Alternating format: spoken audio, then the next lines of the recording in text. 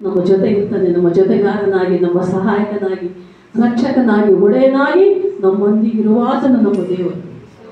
ನಂಬಿದ ದೇವರು ನಂಬಿಗಸ್ತನು, ನಂಬಿದವರ ಕೈ ಬಿಡಲಾರದ ದೇವರು ಅಲ್ವಾ.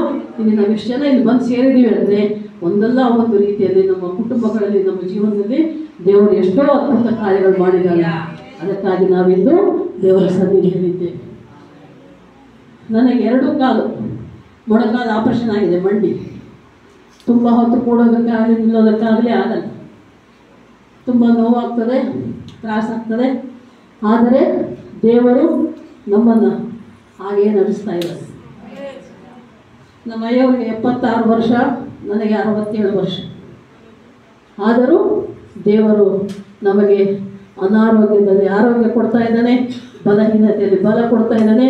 ಆತನ ಕೃಪೆಯಲ್ಲಿ ನಮ್ಮನ್ನು ಆತ್ಮದೇವರು, ಪರಿಶುದ್ಧ ಆತ್ಮದೇವರು ಆತನ ಅಭಿಷೇಕದಿಂದ ತುಂಬಿಸಿ ನಡೆಸ್ತಾ ಇದ್ದಾನೆ. ಮಕ್ಕಳು, ದೇವರಿಗೆ ಸ್ತೋತ್ರ, ಕೋಟಿ ಕೋಟಿ ಸ್ತೋತ್ರ.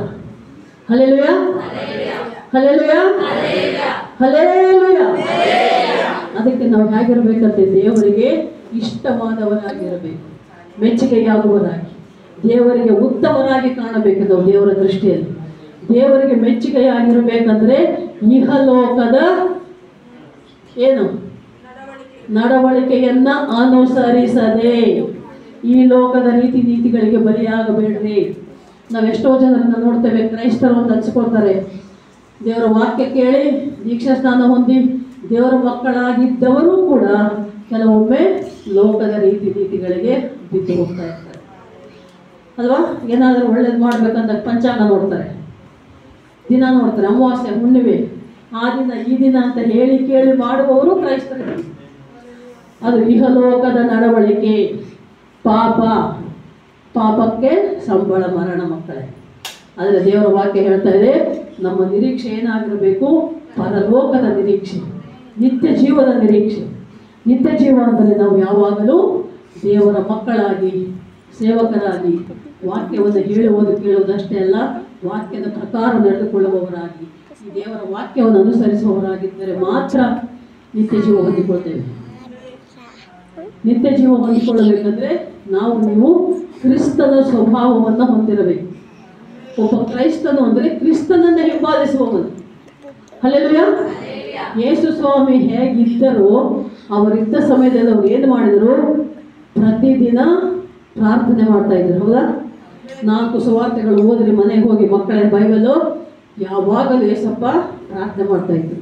ಬೆಳಗಿನ ಜಾವ, ಮಧ್ಯಾಹ್ನ, ಸಾಯಂಕಾಲ, ರಾತ್ರಿ, ಪ್ರತಿ ಸಮಯವೂ ಕೂಡ ಅವರು ಪ್ರಾರ್ಥನೆ ಮಾಡ್ತಾ ಇದ್ರು.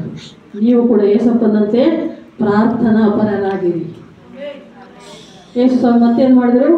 ಎಲ್ಲರನ್ನು ಪ್ರೀತಿಸಿದರು.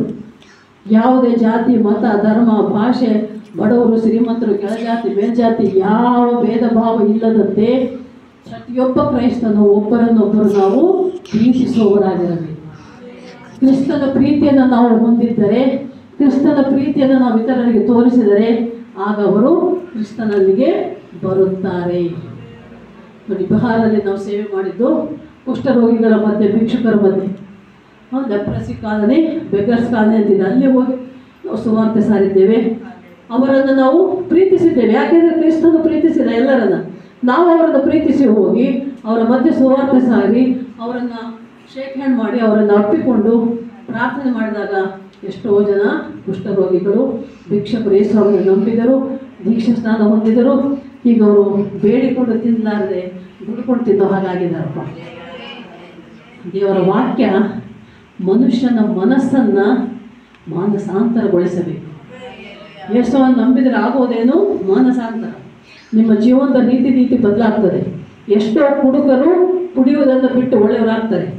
ಎಷ್ಟೋ ಜಗಳ ಗಂಟರು ಜಗಳ ಮಾಡೋದನ್ನು ಬಿಟ್ಟು ಒಳ್ಳೆಯವರಾಗ್ತಾರೆ ಅಲ್ವಾ? ನಮ್ಮ ಸೇವೆಯ ಅನುಭವ ಅಂತೂ ಹಾಗೇ ಆಗಿದೆ. ಎಷ್ಟೋ ಜನ ಹಳ್ಳಿಯಲ್ಲಿ ಹುಡುಗರು ಕುಡಿಯೋದನ್ನು ಬಿಟ್ಟು ಹೆಂಡತಿ ಮಕ್ಕಳನ್ನು ಹೊಡೆಯುವಂಥವರು, ಜಗಳ ಮಾಡುವಂಥವರು, ಕೆಟ್ಟ ಬಾಯಿ ಬಿಟ್ಟರೆ ಕೆಟ್ಟ ಮಾತಾಡುವಂಥವರು ಎಲ್ಲರೂ ಕೂಡ ಒಳ್ಳೆಯವರಾಗಿದ್ದಾರೆ. ಇನ್ನು ಒರಿಸ್ಸಾ ಸೇವೆ ಅಂತೂ ಆದಿವಾಸಿಗಳ ಮಧ್ಯೆ ಅಯ್ಯವರು ಹೇಳ್ತಾ ಇದ್ರಲ್ಲ, ಅರೆನಗ್ನ ಸ್ಥಿತಿಯಲ್ಲಿರುವ ಜನರು, ಗಂಡು ಹೆಣ್ಣು ಭೇದ ಇಲ್ಲ, ಕೆಳಗೆ ಬಟ್ಟೆ ಮಾತ್ರ ಸುತ್ತಕೊಂಡಿರ್ತಾರೆ ಅಷ್ಟೇ, ಹಾಗೆ ಇರ್ತಾರೆ ಅವರು. ಅಂಥವರ ಮತ್ತೆ ದೇವರು ನಮಗೆ ಸುವಾರ್ತೆ ಕರೆದುಕೊಂಡರು. ಹರಕು ಮರುಕು ಪುಟ್ಟ ಪುಟ್ಟ ಗುಡಿಸಲಲ್ಲಿರುವಂಥ ಜನರು, ಬಾತ್ರೂಮ್ ಇಲ್ಲ, ಲೆಟ್ರಿನಲ್ಲಿ ಏನಿಲ್ಲ, ಎಲ್ಲ ಹೊರಗೆ ಪ್ರಕೃತಿಯಲ್ಲೇ ನೇಚರಲ್ಲೇ ಹೋಗೋದು ಬರೋದು. ಬೋರ್ವೆಲ್ ಇರ್ತದಲ್ಲ, ಬೋರ್ವೆಲ್, ಕೊಳವೆ ಬಾವಿ ಹೊಡೆಯೋದು, ಅಲ್ಲೇ ಸ್ನಾನ ಮಾಡು, ಅಲ್ಲೇ ಬಟ್ಟೆ ಬದಲಾಯಿಸಿ ಅಲ್ಲೇ ಇರು. ಅಂಥ ಜನರ ಮಧ್ಯೆ ದೇವರು ನಮ್ಮನ್ನು ಸೇವೆ ಕರ್ಕೊಂಡಾಗ ಈಗ ಅವರು ದೇವರ ವಾಕ್ಯ ಕೇಳಿ ಸುವಾರ್ತೆ ಕೇಳಿ ಬದಲಾವಣೆ ಹೊಂದಿದ್ದಾರೆ. ಅವರ ಜೀವನದ ನೀತಿ ಬದಲಾಗಿ ಅವರು ಚಿಕ್ಕ ಗುಡಿಸಲಿರುವವರು ಒಳ್ಳೆ ಮನೆಗಳು ಕಟ್ಟಿಕೊಂಡಿದ್ದಾರೆ, ಬಾತ್ರೂಮ್ಗಳು ಕಟ್ಟಿಕೊಂಡಿದ್ದಾರೆ ಮಕ್ಕಳೇ. ಕೆಲವು ಕಡೆ ಅಂತೂ ಕೆಲವು ಹಳ್ಳಿಯಲ್ಲಿ ನಮ್ಮ ವಿಶ್ವಾಸಿಗಳು ಎಷ್ಟು ಒಳ್ಳೆಯವರಿದ್ದಾರೆ ಅಂದರೆ, ನಮಗಿಬ್ಬರು ವಯಸ್ಸಾಗಿದೆ, ನಾವು ಕೆಳಗೆ ಕೂಡೋಕ್ಕೆ ಮಲಗೋಕ್ಕಾಗಲ್ಲ, ನಮಗೆ ಕೂಡೋದಕ್ಕೆ ಚೇರುಗಳು, ಮಲಗೋದಕ್ಕೆ ಮಂಚಗಳು ಮತ್ತು ಬಾತ್ರೂಮು ಕೂಡ ಇಂಡಿಯನ್ ಲೆಟ್ರಿನ್ ಅಲ್ಲ, ವೆಸ್ಟರ್ನ್ ಲೆಟ್ರಿನ್ ಕಟ್ಸಿದ್ದಾರೆ ನಮಗಾಗಿ ನಮ್ಮ ಮಕ್ಕಳು. ಅಂದರೆ ಕೆಳಗೆ ಕೂಡೋಕ್ಕಾಗಲ್ಲ. ನನ್ನ ಕಾಲ ಆಪರೇಷನ್ ಆಗಿದೆಯಲ್ಲ, ಕೊರೋನಾ ಬಂದಾಗಿದ್ದ 3-4 ವರ್ಷ ನಾನು ಹೋಲಿಸಕ್ಕೆ ಹೋಗೇ ಇಲ್ಲ ಸೇವೆ. ಅಮ್ಮಾಜಿ ಬಂದಿಲ್ಲ ಅಂದರೆ ಅಪ್ಪ ಅಮ್ಮಾಜಿಗೆ ಆರಾಮಿಲ್ಲ, ನಿಮ್ಮಲ್ಲಿ ಸಮಸ್ಯೆ, ಬಾತ್ರೂಮ್ ಇಲ್ಲ, ಲೆಟ್ರಿನ್ ಇಲ್ಲ, ಕಷ್ಟ ಅಲ್ಲಪ್ಪ ನಾವು ಬರೋದು ಇರೋದು ಅಂತ ಹೇಳಿದ್ದಕ್ಕೆ ಮಕ್ಕಳಲ್ಲಿ ಬಾತ್ರೂಮ್ ಕಟ್ಟಿಸಿ ಬಾತ್ರೂಮಲ್ಲಿ ವೆಸ್ಟರ್ನ್ ಲೆಟ್ರಿನ್ ಇರ್ತಾರೆ, ಅಮ್ಮಾಜಿ ಬರಬೇಕು ಅಂತ.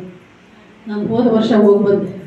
18ಕ್ಕೆ ಹೋದವರು 19-20 ಕೊರೋನಾ ಆದಮೇಲೆ ಹೋಗಿದ್ದಿರಲಿಲ್ಲ. ಮಧ್ಯದಲ್ಲಿ ಅಪ್ಪಾಜಿ 1 ಸಲ 2 ಸಲ ಹೋಗಿ ಬಂದರು, ನಾನು ಹೋಗಿರಲಿಲ್ಲ. ಹೋದ ವರ್ಷ ನಾನು ಹೋಗಿದ್ದೆ, ಎಷ್ಟು ಸಂತೋಷ ಅವರಿಗೆ. ಹಾಗೆ ಅಂದರೆ ಅವರ ಬದಲಾವಣೆ, ಏನು ಬದಲಾವಣೆ ಆಗುತ್ತೆ?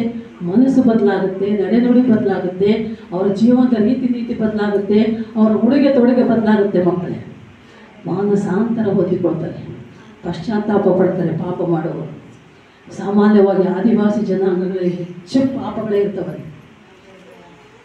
ಎಂಥ ಪಾಪಗಳು ಅಂದರೆ, ವಿವಾಹ ಪೂರ್ವದಲ್ಲಿ, ವಿವಾಹದ ನಂತರ, ಬಿಫೋರ್ ಮ್ಯಾರೇಜ್ ಆಫ್ಟರ್ ಮ್ಯಾರೇಜು, ಗಂಡು ಹೆಣ್ಣು ಯಾವ ಭೇದ ಭಾವ ಇಲ್ಲ ಅಲ್ಲಿ.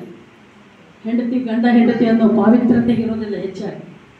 ಯಾರ್ಯಾರೋ ಮದುವೆ ಆದವರು ಇನ್ನೊಬ್ಬ ಹೆಣ್ಣಿನಿಂದ ಹೋಗ್ತಾರೆ, ಇನ್ನೊಬ್ಬ ಗಂಡಿನಿಂದ ಹೋಗ್ತಾರೆ. ಅಂಥ ಒಂದು ಪದ್ಧತಿಗಳು ಹೆಚ್ಚಾಗಿ ನಾವು ನೋಡ್ತೇವೆ ಗ್ರಾಮಗಳಲ್ಲಿ, ಆದಿವಾಸಿಗಳಲ್ಲಿ. ಆದರೆ ಅದು ಮಹಾಪಾಪ ಮಕ್ಕಳೇ. ದೇವರ ವಾಕ್ಯ ಹೇಳ್ತದೆ, 1 ಗಂಡಿಗೆ 1 ಹೆಣ್ಣು, 1 ಹೆಣ್ಣಿಗೆ 1 ಗಂಡು ಅಲ್ವಾ? ಒಬ್ಬನೇ ಗಂಡ ಒಬ್ಬನೇ ಹೆಂಡತಿ. ಆ ರೀತಿ ನಾವು ನಮ್ಮ ಕುಟುಂಬ ಜೀವನವನ್ನು ನಡೆಸಿಕೊಂಡು ಹೋಗಬೇಕು. ನಮ್ಮ ಜೀವನದಲ್ಲಿ, ನಮ್ಮ ಕುಟುಂಬದಲ್ಲಿ ಮೊದಲ ಸ್ಥಾನ ಯಾರಿಗೆ? ಏಸಪ್ಪನಿಗೆ. ಏಸಪ್ಪನಿಗೆ ಮೊದಲ ಸ್ಥಾನ ಕೊಡ್ರಿ. ಗಂಡ ಹೆಂಡತಿಯನ್ನಾಗಲಿ, ಹೆಂಡತಿ ಗಂಡನನ್ನಾಗಲಿ, ಅಪ್ಪ ಅಮ್ಮ ಮಕ್ಕಳನ್ನಾಗಲಿ, ಮಕ್ಕಳ ಅಪ್ಪ ಅಮ್ಮನನ್ನಾಗಲಿ ಪ್ರೀತಿಸಿದರೆ ದೇವರು ನಿಮ್ಮನ್ನು ಕಡೆಗಣಿಸ್ತಾನೆ ಮಕ್ಕಳೇ. ದೇವರ ಕೋಪಕ್ಕೆ, ಶಾಪಕ್ಕೆ ಗುರಿಯಾಗ್ತೀರ. ನೆನ್ಪಿಟ್ಟುಕೊಳ್ಳಿ, ನಮ್ಮ ಮೊದಲ ಸ್ಥಾನ ಯಾವಾಗಲೂ ಏಸಪ್ಪ. ಏಸಪ್ಪನ ನಂತರ ಗಂಡ ಹೆಂಡತಿ, ಮನೆ ಮಕ್ಕಳು, ಚರ್ಚು, ಸೇವೆ ಎಲ್ಲ ಫಸ್ಟ್ ಏಸಪ್ಪ.